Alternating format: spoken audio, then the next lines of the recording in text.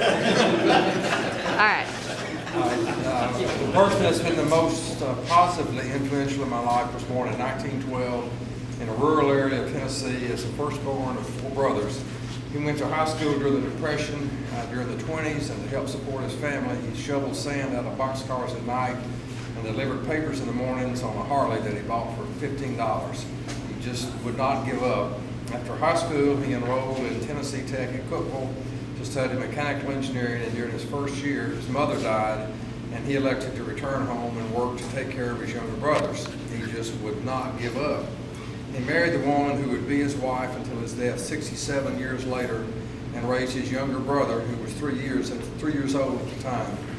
During the 40s, he started his own commercial refrigeration business and worked the business alone for over 40 years, and eventually became the tile refrigeration dealer for Clark Equipment. Most always working 12, 16 hours a day, and frequently 7 days a week. He installed all of the equipment in a red food store, which was 50 miles from his home, and got to the job site at 6 in the morning, and he worked essentially 2 shifts until 10 at night.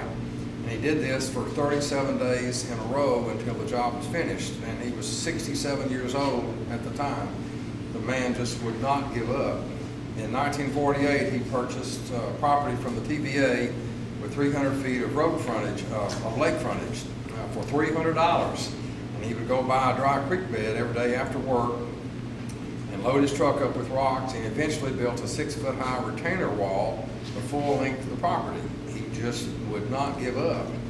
While working on the wall, he dropped a beam on his hand and severed a finger. He put all his tools up, put the finger in the cooler with his lunch, and drove to the clinic at Soddy Daisy. This was many years ago. When he asked if they could fix it, they said no, and said, "We'll get the ambulance for you." He said, "Well, what for?" He said, "We'll take you to the hospital." He said, "Well, I drove here, didn't I?" So he drove to Erlanger North, and by that time he just covered with blood, and goes in and says, "Hey, can y'all fix this?" "Oh, no, man, you need a neurosurgeon. We can't do it. We'll get the ambulance." He says, "What for?" He said, "We'll take you to the hospital." He said, "I've already driven to 2 hospitals. I certainly can drive to another one." So he drove to downtown Chattanooga to Erlanger, and they put his finger back on, and he went back the next day and finished up with his other hand. The man just would not give up. At the age of 86, he had a stroke on December 23rd. The family was called to the hospital. The hospital told his son, who lived several hours away, that he probably wouldn't survive until he got there. Turns out he did survive the day, but was considered so near death that no attempt was made to give him any nutrients or treatment. Christmas Day came, and no doctor was assigned to him because he was so near death, and they didn't really have any staff, so they were just waiting for him to die. But he just would not give up. After 4 days, the family finally convinced the medical staff that this was an unusual man, and perhaps some nutrients might be appropriate, so a feeding tube was placed in his stomach. After a week, he was sent to a nursing home to die, but continued to fight. After he regained some speech capabilities, he made the comment that he had to get better so he could go home and take care of his wife. After 6 months of intensive therapy, he came home using a walker and a cane to get around, and eventually he tried to mow his yard. His reasoning being that the push mower was self-propelled and all he really had to do was walk behind it. Well, the plan didn't work out very well, and the family had to take the mower away from him.